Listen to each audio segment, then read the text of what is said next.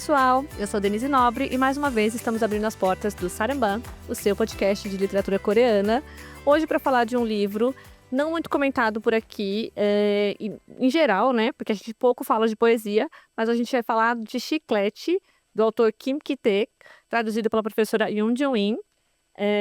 Vamos aí passar aí pelos temas do livro, fiquem com a gente, hoje no estúdio apenas eu e Bruna. Oi, pessoal, aqui é a Bruna Giglio, sim, mais um episódio da nova temporada, que é Sentindo e Refletindo sobre o Mundo com a literatura coreana. Então, Chiclete é um exemplo perfeito de livro que faz a gente pensar sobre o cotidiano, até coisas que a gente vive todos os dias, mas a gente não percebe com o mesmo olhar que ele traz aqui. Então, acho que vai ser um episódio bem interessante nesse sentido. Aproveitando para falar, então, que estamos mais uma vez com o apoio da LTI, nessa nova temporada, também de 6 episódios, e vou passar então para os recadinhos, novidades e lançamentos de livros. Bom, temos Água, de Suzy Lee, traduzido pela Área Cultural, um livro imagem, né, pela editora Caixote. Também temos Pão de Nuvem, da Becky Na, a mesma autora de Balas Mágicas e Eu Sou o Cachorro, também traduzido pela Área Cultural, da Companhia das Letrinhas. Temos Filhos do Céu e da Ursa, a história da Coreia dos primórdios até o século XXI, do professor Emiliano Unzer, que já veio aqui no podcast também, é um grande amigo nosso, saindo pela editora Planeta, selo Crítica. E 2, assim, bem mais fresquinhos, né? Estão aí com a pré-venda rolando, é o Odisseia Estelar, um livro de ficção científica da Kim Bo-yeon e tradução de Luiz Girão, vai sair pela Suma. E A Misteriosa Confeitaria da Meia-Noite, da tradução da Juliane e Onhua, e a editora É a Paralela. Isso, beleza. Então isso é o que a gente tem agora, quando a gente está gravando, pode ser e vai acontecer de outros livros estarem surgindo também ainda esse ano, né? Isso aí. Esse livro, então, é um livro de poesias, né? O que a gente vai falar hoje, o Chiclete. A gente tem pouco acesso aqui, né? Sim. Acho que a gente não tem nem meia dúzia de livros de poesia por aqui. E contemporânea, então, só esse mesmo, né? Acho que tem o do Kim Ji-ha também é contemporânea, né? Os 5 Bandidos. 5 Bandidos. Então, nenhuma das duas leu ainda. Não li ainda, então. Então, a gente acha que é mais moderno, porque ele vai falar ali sobre democracia, liberdade de expressão. Então, acredito eu que seja do século XX. De contemporâneo, eu acho que só tem o Kim Ki-taek. Isso. E ele, então, foi escrito pelo Kim Ki-taek. E a gente tem aqui... Vou ler um pedacinho aqui na orelha da história do autor, né? Ele nasceu em 1957, na cidade de Anyang, nos arredores de Seul, e estreou como poeta em 1989. Publicou, além do Chiclete, que foi em 2009, lá na Coreia, aqui no Brasil em 2018, né? Então demorou aí quase 10 anos para chegar aqui. Publicou O Sono do Feto, em 1992, Tempestade no Buraco da Agulha, de 1994, O Funcionário de Colarinho Branco, em 99, O Boi, 2005, e De Rachadura em Rachadura, em 2012. Eu acho que ele já publicou mais coisa depois disso, porque eu assisti um vídeo dele e tinha um outro título que não está aqui. Ele também já traduziu várias obras infantis, inclusive o Flautista de Hamelin. Ele já foi muito premiado lá, em diversas premiações, né, de poesia. E ele vem recebendo destaque da crítica em virtude do seu universo poético singular, que com uma retórica racionalizada e descrições áridas, desconstrói a paisagem e os fenômenos do nosso entorno urbano. Então, os poemas dele vão aí falar muito disso que a gente está falando nessa temporada, né? De como a gente sente, como a gente observa o mundo, né? E eu acho que o que fica, para mim, gritante, assim, na primeira leitura já é que vai falar muito sobre esse mundo capitalista, né? Sim. E também sobre esse mundo aceleradíssimo, né? Super a ver com o capitalismo tardio, etc. E todas as consequências disso que a gente está sofrendo agora. Lembrando, então, que esse livro, assim, a indicação é livre, né? É O livro livre. não tem temas, digamos assim, pesados, né? Que possam causar gatilho, pelo menos não que eu... Não gatilho, mas assim, tem umas descrições que vão construindo imagéticos, assim, às vezes um pouco Nojentos. angustiantes, nojentos.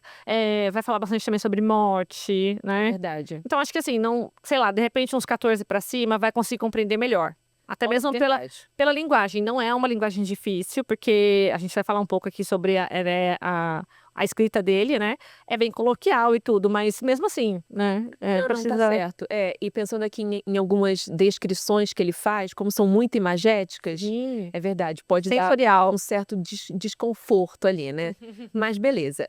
E além disso, lembrando que todos os livros que a gente falar aqui vão estar aqui embaixo também. E acessem o nosso site, que também tem outras informações sobre os episódios, sobre livros, lançamentos e demais assuntos relacionados à literatura coreana. Bom, vamos começar então falando um pouquinho sobre o nosso primeiro contato com esse livro, com o autor. Quando que você teve conhecimento sobre esse livro? Olha, eu já entrei na USP em 2019, né? Então o livro já tinha sido lançado. E aí foi alguma aula, alguma coisa que a professora Yun comentou, mas eu não tinha o livro ainda. Acho que eu comprei o livro tem uns 2 anos, não sei.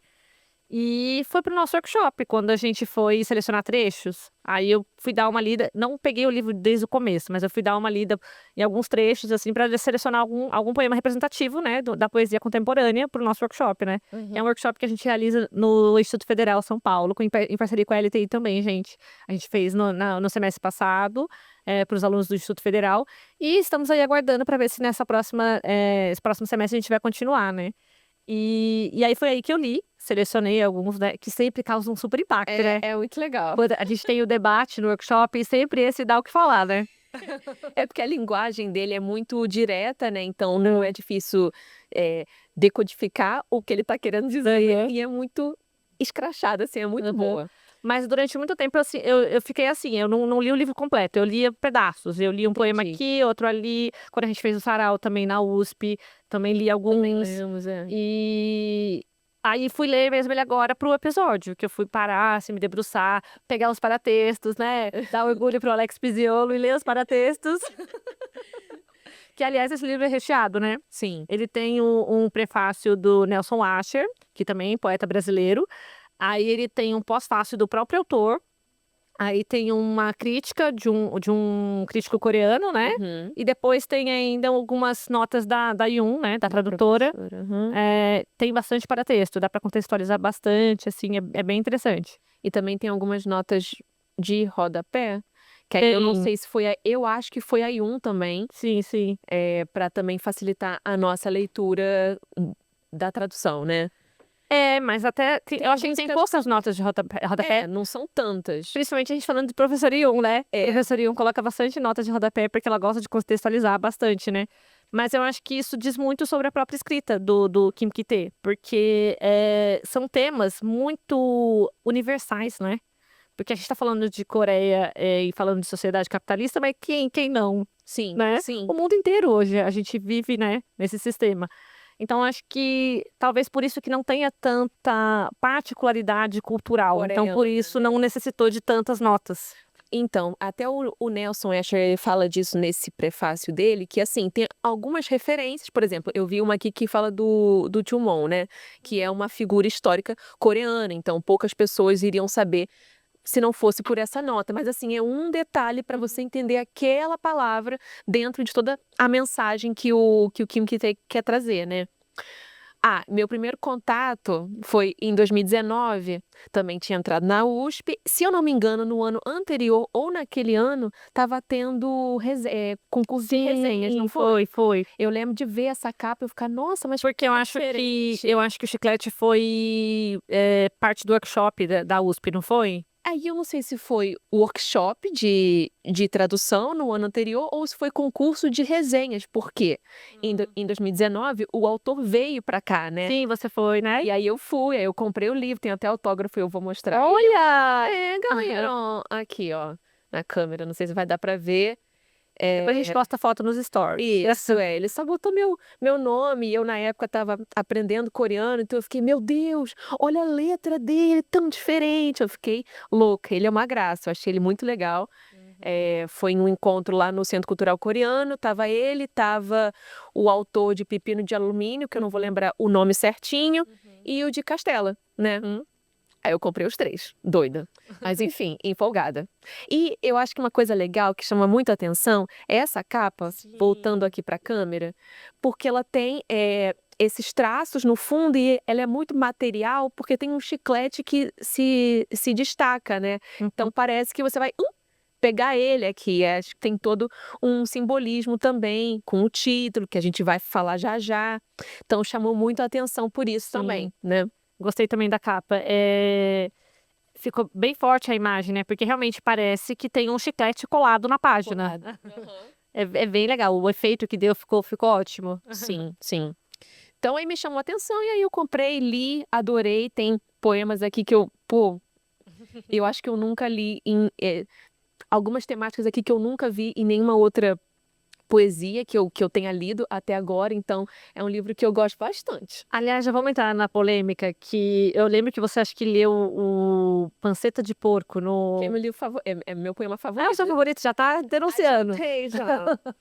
Você leu ele no sarau, né, da USP. Sim. E aí eu lembro que a professora Yun falou em seguida, nossa, depois dessa todo mundo vira vegetariano. Sim.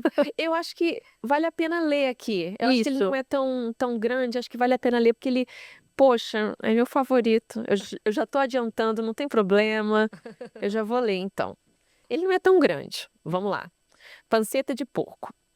Volto para casa após uma churrascada de bacon fresco e bebida. Já há 1 hora, o cheiro da carne não sai do corpo. Sangue cozido no fogo, carne tornada fumaça. Impregnam todos os meus poros, minhas rugas e sulcos das digitais. Aquele cheirinho de grelhado de quando devorava a carne esfaimado. Já se fora. E ficar apenas o fedor do terror do animal diante do abate. Tampando como bolas de algodão as minhas narinas saciadas. Saio do metrô envolto em cheiro de carne feito aura de santo. Dentro do vagão, no lugar onde eu me postara, o cheiro da carne em formato do meu corpo ainda segurava o corrimão, olhando-me através do vidro enquanto subo as escadas. Alcanço o piso da terra e uma lufada de vento fresco leva o cheiro da carne.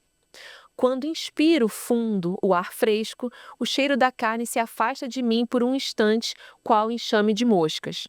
Mas logo volta a grudar os seus pezinhos pegajosos em mim.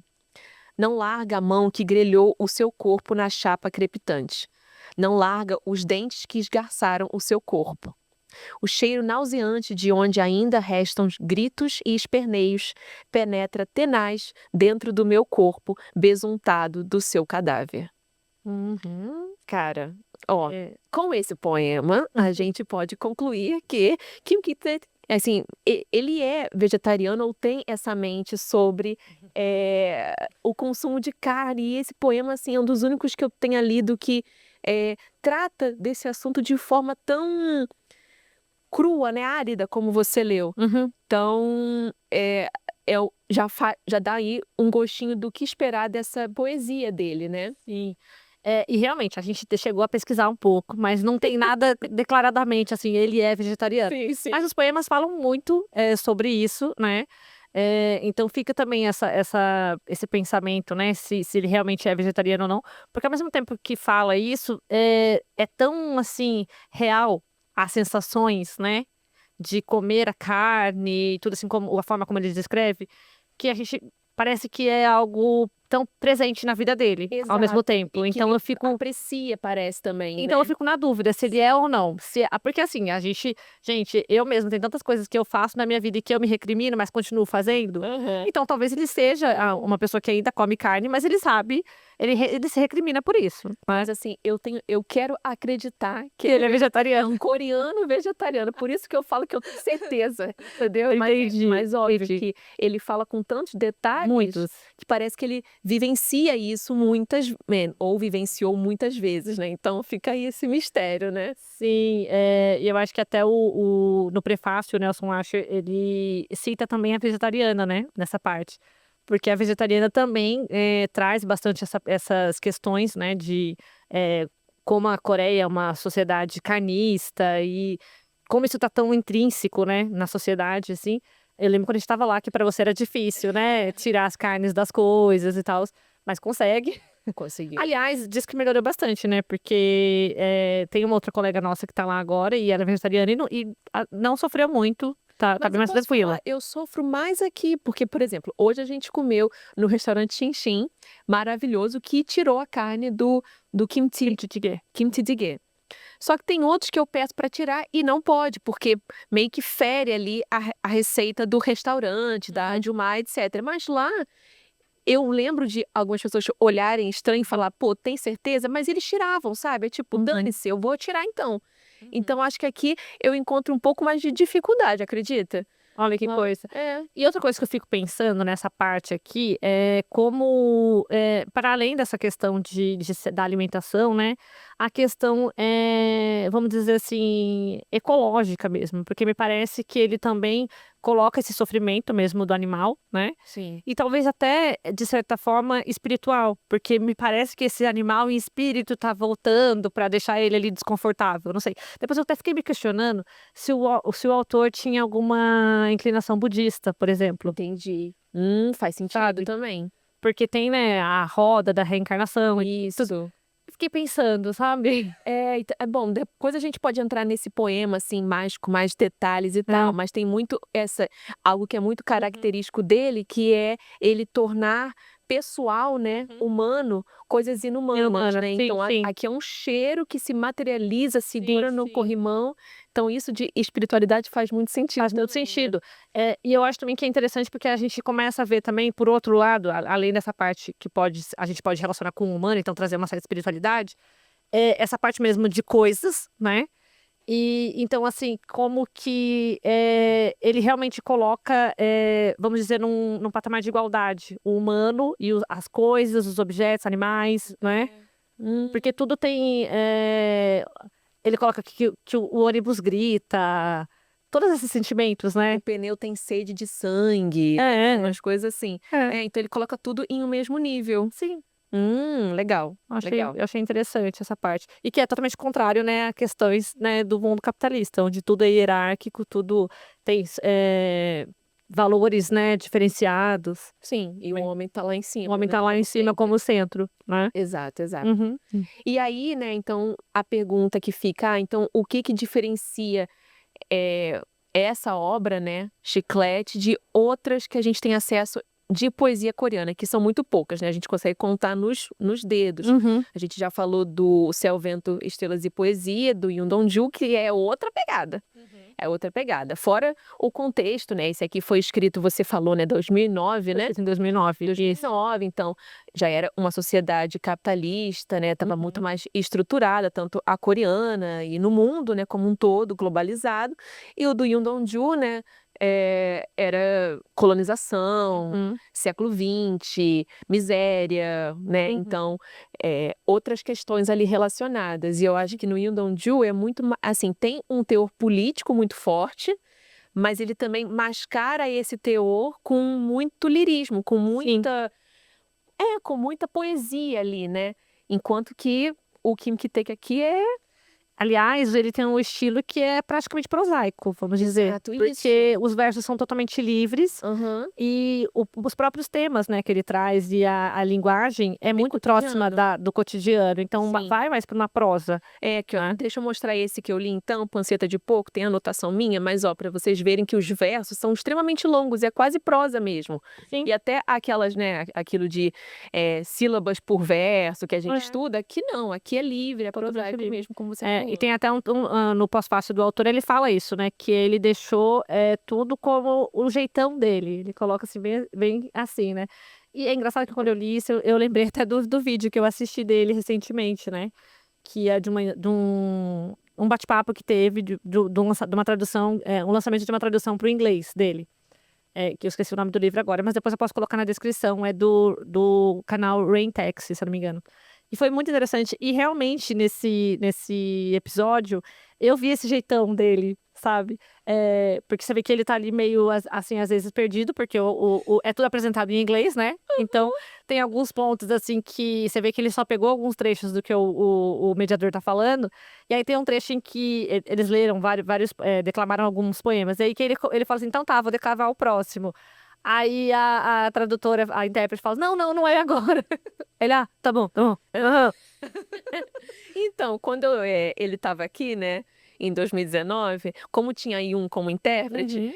acho que ele conseguia ser um pouco mais ele. Mas ele me pareceu muito assim, sossegado, observador, Sim. entendeu? É o que a gente sente muito aqui, porque parece que a todo momento é esse senhor que tá passeando pelas ruas de Seul e vendo essa paisagem urbana. Então, acho que isso também se diferencia de uma poesia que a gente já tem mais acesso, por exemplo, do Yoon Dong-ju, que tá falando ali de céu, vento, estrelas, Sim. sabe? Que tá falando de natureza. Aqui ele tá falando de metrô, ônibus, bicicleta, Trânsito, estresse. atropelamento, Sim, estresse, né? é mesmo. Um chiclete mascado, sabe? Então, isso já diferencia também bastante, né? Fora a questão da forma, né? O Sim. próprio conteúdo. É mesmo. E é uma pena que a gente não tenha mais exemplos de poesia contemporânea para a gente poder comparar mesmo, E eu né? adoraria. Porque aqui a gente tem realmente frutos de um capitalismo tardio. Uhum. Muita coisa que eu acho que parece com Castela também, que a gente já trabalhou, essa crítica ferraz. Claro que o contexto histórico é um pouquinho diferente, mas eu acho que a forma como é exposto é bem escrachado mesmo, mas só tem ele, né? O resto que a gente tem é mais lírico, e mais clássico também, né? Sim. Até nesse vídeo que eu vi do Rain Taxi, é ele e mais uma outra poetisa, né? A Iwon. E a contemporânea também. E eu adorei, gente. Eu fiquei assim, já quero também os livros dela. Alguém, por favor, também. Professor Ion, vamos se habilitar aí. Faz Porque, por né, favor. querendo ou não, traduzir poesia não é pra qualquer um, né, gente? Sim. Aí tudo que a gente tem aqui no Brasil de poesia foi a Yun. Foi aí um. Inclusive, tanto esse quanto o Céu, Vento, Estrelas e Poesia foi pelas 7 letras. Então, Sim. 7 letras também aí, ó, bora para mais um, né, livro de poesias, embora seja Isso. difícil, né? É bem difícil, mas nossa, ele leu 3 poemas e ela leu 3 poemas também. E nossa, fiquei Legal. querendo muito. Vocês vão ver ver. depois pelo link que a gente vai colocar e vocês vão gostar também. Bom, então vamos falar um pouquinho do título também, né? A gente já falou da capa, né? Desse chiclete bem realista, né? Que parece que dá vontade de tirar, né? Tirar esses fiozinhos que vão estar grudados nele. Mas a gente ainda não falou do título em si. Uhum. Tem um poema, né? Que é Chiclete, você deve estar Sim, abrindo aí, né? exatamente. Tem um poema, né, intitulado Chiclete. Vamos ler ele? Qual é a página? 25, achei. 25. 25. Então vou ler um pedacinho inteiro, será que vai? É uma página, né? Acho que dá. Vai. Chiclete. Um chiclete jogado, já mascado por alguém. Chiclete onde restam marcas claras de dente. Chiclete encerrado em tantas marcas de dente, inumeramente socadas de novo e de novo, sobre marcas já cravadas, tendo amassado-as camada a camada dentro do seu diminuto corpo, sem jogar ou apagar nenhuma que seja, compactando todas elas numa massa, pequena e redonda. Passa agora as suas horas de fóssil em silêncio. Chiclete que resta sem ser rasgado ou despedaçado, um pouco que seja, sem ser lacerado de todo. Por mais que tenha sido dilacerado e novamente dilacerado, por dentes que esgarçavam carnes e trituravam frutas. Chiclete que brincava com o sangue, a carne e o cheiro nauseante, com o seu toque macio como pele, com a sua textura glutinosa como carne, com a sua elasticidade gelatinosa, feito pernas e braços abanando-se embaixo dos dentes. Revivendo a lembrança da carnificina remota, já esquecida pelos dentes. Chiclete que suportava com o corpo inteiro todo o desejo de carnificina, hostilidade impregnado nos dentes pela história do planeta. Chiclete largado a contragosto, pelos dentes a se cansarem primeiro. Ao fim de tanto espremer, macerar, dilacerar. Gente, é muito bom. E o que você pensou sobre. No final, tem no pós-fácil, tem um ponto que ele coloca que esse chiclete na cultura coreana tá muito ligado à sensação de asepsia. Principalmente depois, tem uma nota explicativa falando que principalmente depois que do xilitol, né, no chiclete. E então tá muito ligado essa questão de fazer essa limpeza e tudo. Que veio à sua cabeça com isso? Olha, primeiro, eu acho que tem muito a ver com outro poema que eu li, né? Então aí volta essa ideia que ele traz de trazer uma materialidade ali para o que você está mastigando mesmo, né? Eu sinto que ele coloca a lente muito forte em cima de um ato tão banal pra gente que é o mastigar, né? E o chiclete, me veio muito uma ideia também de uma resistência, né? Porque, mal ou bem, ele é mastigado, ele é dilacerado, você faz bola de chiclete e volta e estica e não sei o quê, mas ele continua ali e ele vai perdurar por muitos anos, porque é um, é um material ali que não vai se desfazer muito facilmente. Então me veio também Sim. muito essa ideia. Aí eu não sei se é viagem a gente a gente associar o chiclete com o povo coreano. Aí eu acho que talvez, assim, eu consigo fazer essa associação, mas eu não sei se está muito anacrônica, assim, eu não sei se Sim, entende. entendo. Mas essa resistência do próprio chiclete me chama muito a atenção, independentemente de, né, ter a ver ou não com o povo coreano. Você fala mais historicamente, né? Eu já vejo um pouco mais de um ponto de vista mais contemporâneo. Tá. Exatamente dessa sociedade, né, nesse capitalismo tardio, esse bate-sacode diário, né, que a gente é o tempo inteiro aí amassado. Então eu acho que eu vi um pouco também esse chiclete, se a gente for observar os temas dos poemas, né, como essa função, né, de asepsia, por exemplo. E aí, quando ele perde esse gosto depois de muito amassado, então digamos que teria uma validade, e aí uma função que se perde, mas ele permanece, porque ele ainda tá ali, como você disse, ele é resistente, né? Perfeito. Então ele pode não ter mais aquela função inicial, mas vamos dizer que ainda tem vida, digamos assim. E aí eu fiquei pensando nessa questão de data de validade, expirar, ser descartado, né? Que ele fala a contragosto, né? Porque aqui, como ele dá essa voz pro chiclete, então não é o humano que tá, né? É ele que tá falando, do ponto de vista dele, ele não queria ser descartado, certo? Exato. E aí essa coisa da decomposição mesmo, né? Que fica, que perdura, né? Ele como fóssil, e até se desfazer por completo, mesmo quando ele já talvez não tivesse mais função, né? Porque eu não sei se você pensou isso, mas eu acho que aqui fala muito sobre as coisas que são naturais e que deixam de ser naturais por conta desse corre-corre diário, não é? Que tudo fica meio que automatizado. Dessas relações com o tempo também.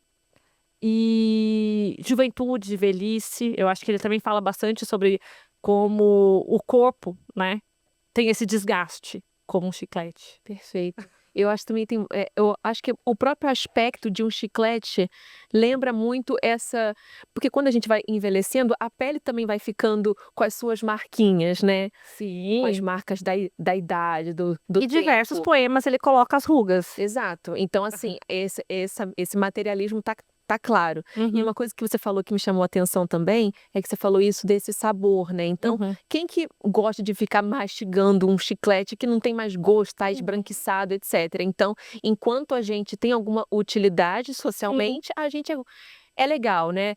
É útil, é produtivo. Quando você vira, ou quando você envelhece, ou quando você adoece mentalmente por conta desse contexto todo, você é descartado, embora, como você falou, ainda exista no meio ambiente, né? E vai demorar anos para se decompor. Então, acho que essa ideia de utilidade, né, que é muito, muito breve, a menos que você se desdobre ali em milhões de você mesmo, é é uma é uma existência muito limitada, né, e muito finita, muito breve, digamos assim. Sim, e aí quando eu falo que ele coloca tudo em pé de igualdade, é porque aqui a gente fez essa metáfora com o ser humano, mas todas as coisas que ele cita aqui nos poemas, e animais também, ele coloca nessa situação de desgaste e de sofrimento e de tempo, perca, né, do vigor, né, também. Tem tudo Sim. isso,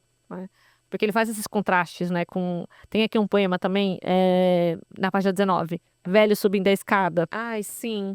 É muito bom. O eu lírico é o jovem e tá falando de um velho que ele tá observando. E aí ele faz esse contraponto, né? De como até o tempo parece andar diferente pra quem tá jovem e pra quem tá velho. Né? Perfeito. Aí ele comenta, né, que esse senhor, ele vai subindo as escadas, né, e a cada degrau meio que ele confere, calma, joelho, quadril, tá tudo certo, próximo degrau, né? Então, realmente é um ritmo do corpo diferente, né? E até o peso, né, que cada ação traz, né? Dependendo da sua idade, esforço que aquilo vai te causar, né? E eu acho divertido, porque esse tá na página 19, e aí na página 22, não. Gente, pera, achei que eu tinha anotado, mas eu não anotei. Tem um poema logo na sequência que fala, tá, na 21. Em frente a um imenso plátano, que fala sobre aí ele faz um contraponto entre uma bicicleta e um caminhão. E também pra mim ficou um pouco essa coisa do vigor. Sim. Né? Que um é todo força e é robusto e o outro é menor. Mas aí ele faz aqui como se fosse que olhando de fora parece que o menor tá sendo mais forte do que o maior. Né? Sim. Tanto que no final ele fala que os pés são mais rápidos, né? São mais ágeis do que as próprias rodas. E também dá muito. É muito imagético, né? Os poemas dele são extremamente imagéticos.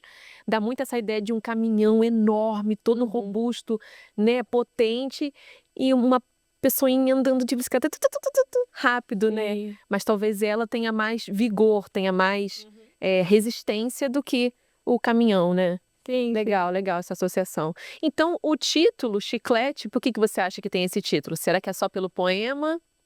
Eu acho porque eu acho que todos os temas estão assim interligados, né, nesse tipo de questão de tempo, velhice, prazo de validade, vida e morte, utilidade e inutilidade. Eu acho que está tudo interligado. Legal. Eu também acho, eu também acho. E também a própria imagem de um chiclete também traduz muito esse ritmo e essa utilidade, como você falou, a própria imagem dele em si.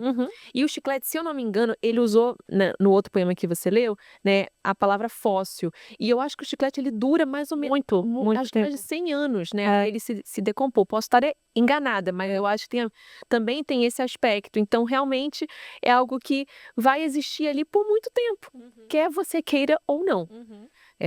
Então, acho que esse título é muito bem dado. Em coreano é assim também, né? Em inglês também, então eles preservaram isso. Maravilha. Bom, como a gente já deu, né, para dar uma pincelada aqui, tem muitos desses poemas que exploram o corpo, as sensações humanas, mas que também, como você já falou, atribuem, né, aspectos humanos a animais, objetos, então bota tudo em um mesmo nível. Além desses poemas que a gente já leu, tem algum outro recurso que ele usa para fazer esse nivelamento que te chamou a atenção? Fora nesses dois que a gente já leu, né? O do Plátano também. Nossa, eu não lembro se eu marquei aqui, mas tem esse do ônibus, né? Que ele fala também do ônibus tá gemendo. Sim. É bem interessante, eu não lembro agora qual é a página desse do ônibus. Mas, inclusive, ele é muito conhecido por essas descrições, né? Que trazem, assim, esse sentimento, essas sensações para as coisas, né? Vê se é esse 27, página Alegre Ônibus, que pelo título já dá para saber que ele não era esse não era esse não. transmitir características ao ônibus. O ônibus Mas tem muitos poemas que ele tá falando, assim, do transporte público, né? Metrô. É muito assim mesmo, essa observação do contexto urbano, né? Isso. Inclusive, um dos poemas que a gente levou lá para os workshops, né? Que é aquele Morrer ou Matar ou Ganhar Rodas na Bunda. Esse é o meu favorito. Spoiler! Tá vendo? As duas já revelaram. É por isso que eu selecionei ele pro workshop, porque ele é meu favorito. Ele é muito bom. E também traz essa ideia de um automotismo ali, né? Ah, legal. Você quer ler ele? Não, ele é mais compridinho, né? Não vou ler, não. Depois vocês leem, tá, pessoal? Tá bom. Página 35. Ou se você quiser ler, Bruna, fique à vontade. Eu queria ler um trecho dele. Ler um trecho, na verdade. Que é assim. Fico quieto no meu canto e digo que andar de metrô não me estorva em nada, mas o tempo já irremediavelmente viciado no doce gosto da velocidade, gentilmente dá a partida no motor e pisa, por si, no acelerador. Acho que essa parte é a que mais chama, assim, a atenção desse poema. Então, assim, ou você morre, ou você mata outro, ou você vai ter que dar um jeito de ganhar rodas na bunda para você também, até Sim. mesmo quando você está sentado, você ir adiante, né? Seguir essa velocidade. Ele fala muito do trânsito, Aí até na metrô. quinta estrofe ele fala também aqui: "Creio não poder mais desistir dessa desconfortável velocidade". E aí é o que a gente tá falando sobre o sistema, né. Exato. É muito difícil de você, estar no mundo e você não, acabar caindo nessas armadilhas, né. Quando você vê, você já tá ali nessa roda acelerada e nesse como a gente veio falando aqui em todos os últimos episódios, Sim. dessa loucura toda. Como parar? Como parar? Aí entra outros livros que a gente já trouxe. Aham. É, bom, então acho que pelos exemplos que a gente trouxe, dá muito para ver como ele dialoga com esse contexto todo, né, de industrialização, de uma vida acelerada. E eu acho que o modo como ele faz isso, ele pega elementos muito, muito corriqueiros, é um ônibus, é um metrô, são rodas, né, Uhum. é um chiclete, é um banco de madeira, um gatinho de rua. Ele vai pegar esses elementos que são muito banais e ele vai elevar à 15ª potência, dando vários pequenos detalhes a esses objetos, né. Eu acho que isso é o que diferencia a poesia dele do que a gente já tem aqui em português. E eu acho, legal que eu acho que até não sei se é no prefácio do Nelson ou se é na crítica que tem no final, que fala sobre eu entendi que é sobre o poema Gato Obeso, que tá na página 45, que fala um pouco sobre essa questão do antinatural, vamos dizer, do costume moderno, né, contemporâneo, dos animais de estimação, né. Porque daí ele fala que gato obeso, e aí ele fala que o gato tá dentro de casa, não tem rato pra caçar, né. E que é mais ou menos isso, você tá deixando lá dentro da sua casinha quietinho, né, e cadê a vivência do gato, né. Sim, e é mais uma vez o homem, isso me deixa revoltada, é mais uma vez o homem achando que ele tem superioridade, né, e pode Uhum. deixar bicho preso, pode, colocar as suas maneiras de lidar com o mundo aos animais, né. Por isso que eu quero acreditar que ele é vegetariano ou vegano, entendeu? Tá tudo relacionado na minha cabeça. Tá bom, tá certo. Mas, outro aspecto que acho que a gente pode debater aqui, como a gente não tem mais, poesia contemporânea em Uhum. português, a gente tem que apelar um pouquinho para os livros prosa que nós temos. Uhum. E aqui tem vários que me fazem lembrar de alguns contos de Castela, né. Muito. Inclusive Nossa. aquele do metrô, que é assim, Eu Sou Geração S, né, Sim, eu sou que é um dos nossos prediletos, Aham. né, e que fala muito desse ritmo acelerado. E eu lembro que um trecho que me marcou muitíssimo foi quando ele falou que o Do pulmão do metrô, né. exato, que o É. metrô tá todo espremido lá e ele vai assim mesmo, meio que tampando ali a respiração. Então, eu acho que também é um recurso muito utilizado para eles, acho que quando humaniza, a gente eh, se espelha mais, né, a gente se simpatiza mais. Então é o metrô lotado, mas o pulmão dele tá abarrotado, então isso parece que toca mais a gente, né. É que o pulmão tá espremido também, né, e aí falta Isso. ar para os passageiros, né, coisa assim. Eu também senti muito essa ligação desse conto com os poemas que estão aqui, né, que falam sobre o transporte e tals. É muito, muito legal mesmo. E eu acho que dá pra gente pegar também um pouco da própria crítica que tá, então, como eu falei no começo, da vegetariana, né, que fala sobre, em certa medida, sobre essa questão, né, da relação, de carne com violência, com, capitalismo também. Então acho que tá bem dentro aqui também, dá para conversar um pouco com esse livro dela.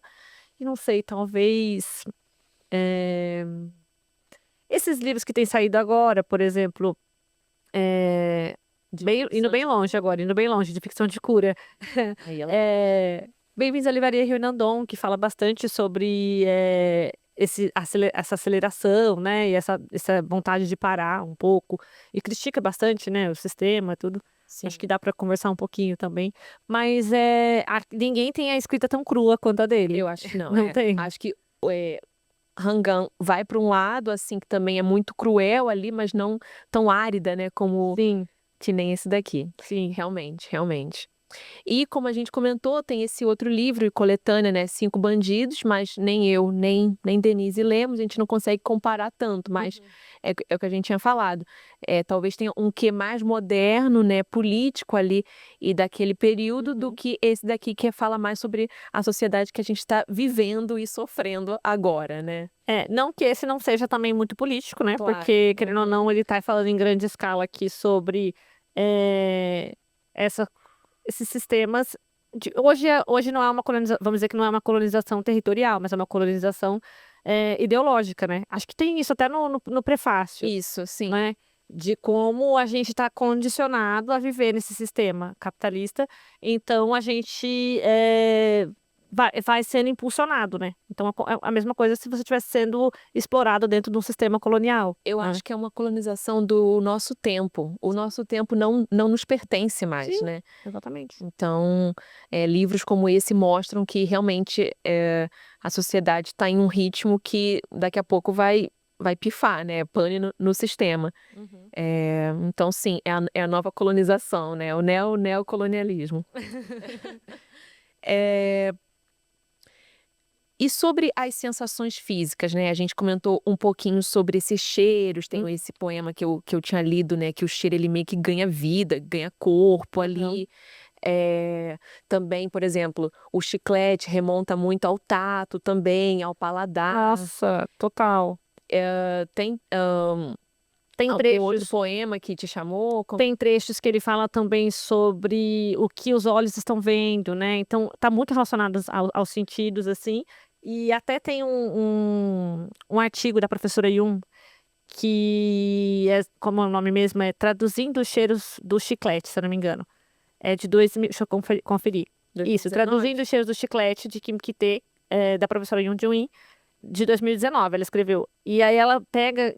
Porque realmente isso do cheiro aparece em muitos trechos, mas todas essas outras sensações também, né? Ele fala muito também essa questão de o que está sendo visto ou sensações de estar cego por não estar vendo nada, né? Então, essa própria questão mesmo do chiclete, de ser amassado, comprimido, né? Mas o cheiro é um negócio que está muito presente, né? E eu acho interessante como a professora escolheu muito diminutivos para trazer essas sensações. Não sei se você percebeu isso também. Cheirinho disso, cheirinho daquilo. Olha, eu não tinha reparado nisso. Para trazer essa nuance de que tipo de cheiro porque são cheiros muito diferentes que aparecem. Sim, né? isso é. Eu não tinha reparado que ela usou o diminutivo, que é uma coisa que não tem em coreano, né? Então talvez foi um jeito.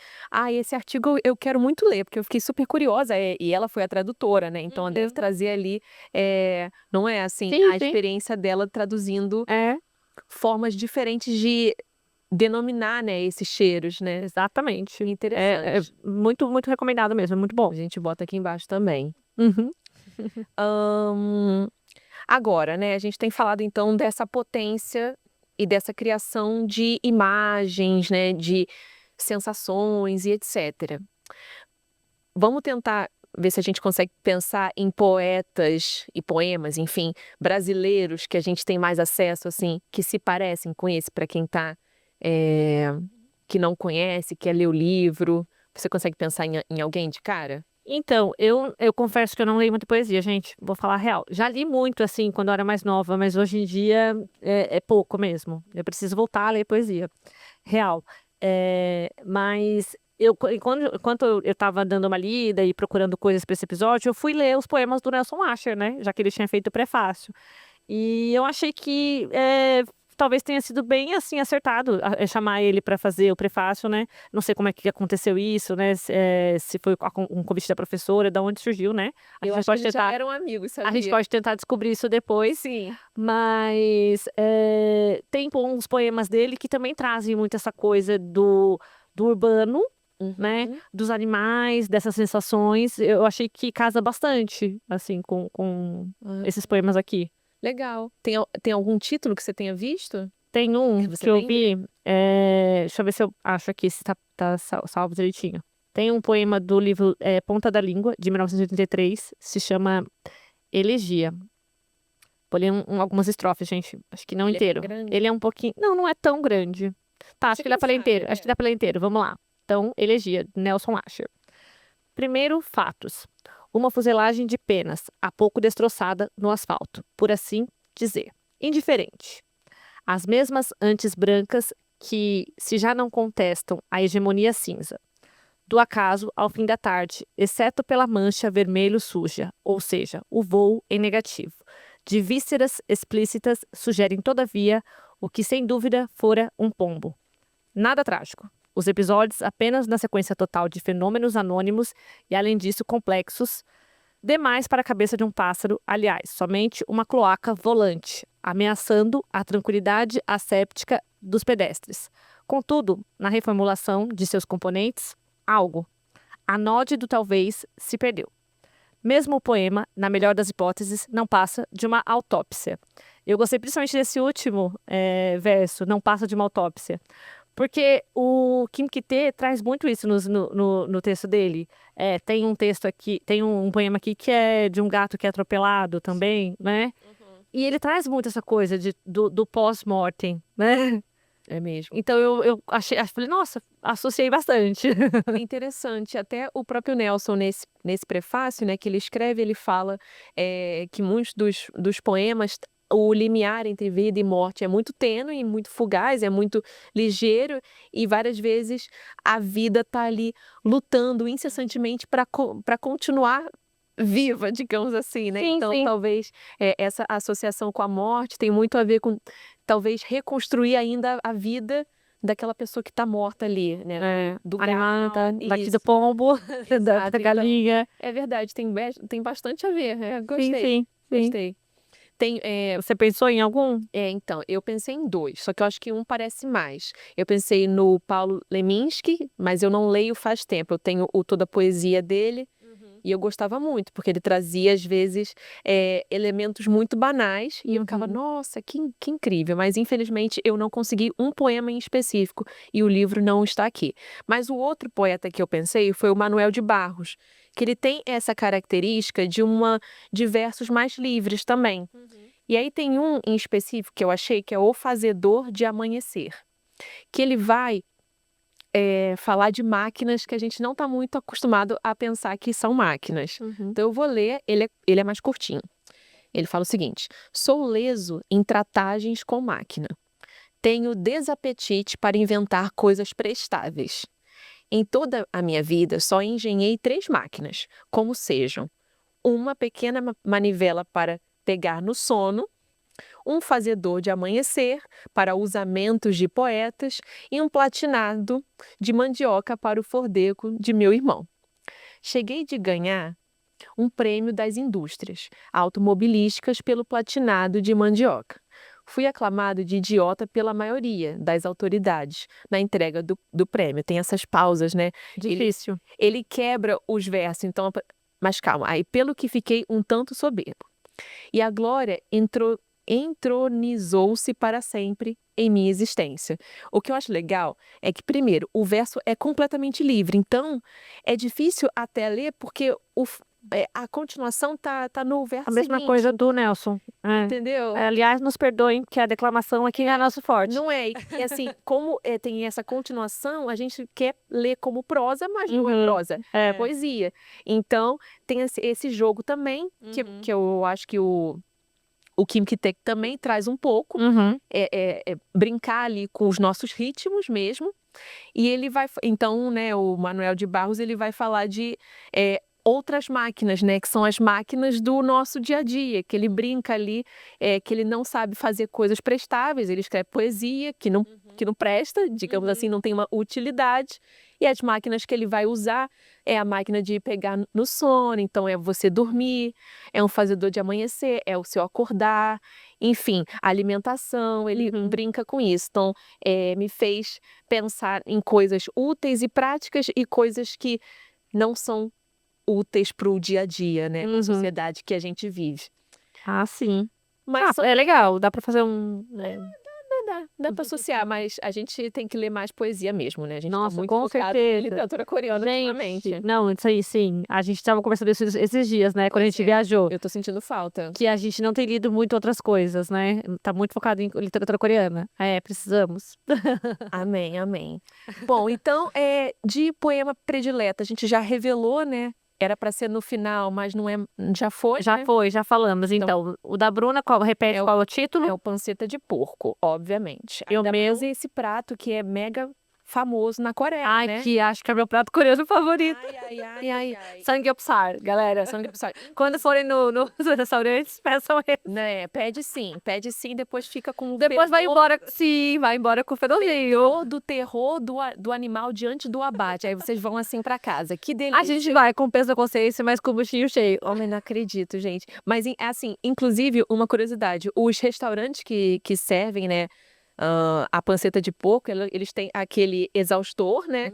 E eles fedem. Você sai com um cheiro horrível, vai.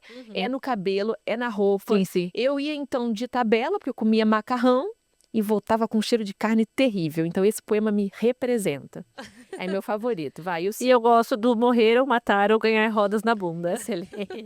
Até o título já é legal. É muito legal, muito bom. Bom, então, para finalizar, você que leu o livro inteiro agora na íntegra, né? Eu também que já li algumas vezes. Qual aspecto, assim, você acha mais duradouro ao ler esse livro, ao ler esses poemas, que vai ficar contigo, assim? Eu acho que é exatamente essa cutucada que ele dá na gente a respeito de detalhes cotidianos, né? E de como, assim, se você, por exemplo, se você se coloca nesse momento de, sei lá, de reflexão, de existencialismo e de que eu como ser humano sofro, que as coisas também, né? Os animais, principalmente, mas aqui, no caso, ele fala até mesmo das coisas, né? Sim. Do desgaste, ou então daquilo que ser descartado. Então, acho que para a gente pensar um pouco também, até nessa questão mais sustentável, né? De utilizar melhor as coisas, ou mesmo quando aquilo já está um pouquinho desgastado, mas você não precisa trocar, não precisa jogar fora. Dá para seguir, né? Não precisa ser, não é tudo descartável o tempo todo. Assim como você, como ser humano, não quer ser descartado, as coisas também, né? Perfeito. Precisam ser um pouco mais valorizadas. É mesmo, que a gente tem muito essa ideia que já não presta para mim, então eu jogo fora, né? Enquanto você pode reutilizar, você pode doar também para quem precisa. É mesmo, também tem esse quê bem ambientalista, mas sem advogar muito, né? Nas entrelinhas.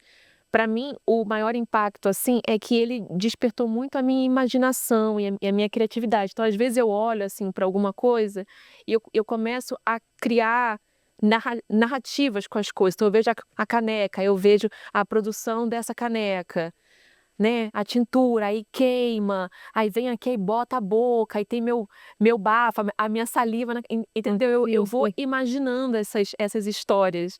E eu acho isso muito. Acho que é uma coisa muito única, que eu acho que na poesia dele ficou bem. Bem forte para mim, né? Então... Sim, eu também tenho pensado nisso. Além de ler mais poesia, eu também tenho pensado em exercitar mais a escrita, né?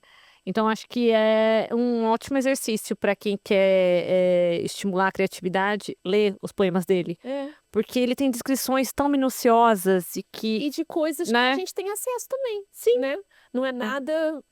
E eu acho que o eu lírico, nos poemas dele, ensina a gente exatamente a fazer esse momento de contemplação, né? De parar e ficar observando alguma coisa, e daquilo você vai construir uma imagem, né? Você vai fazendo ali. E até na entrevista que ele deu, né, na Rain Taxi, ele fala sobre como. Perguntaram como ele. Quanto tempo ele leva para escrever.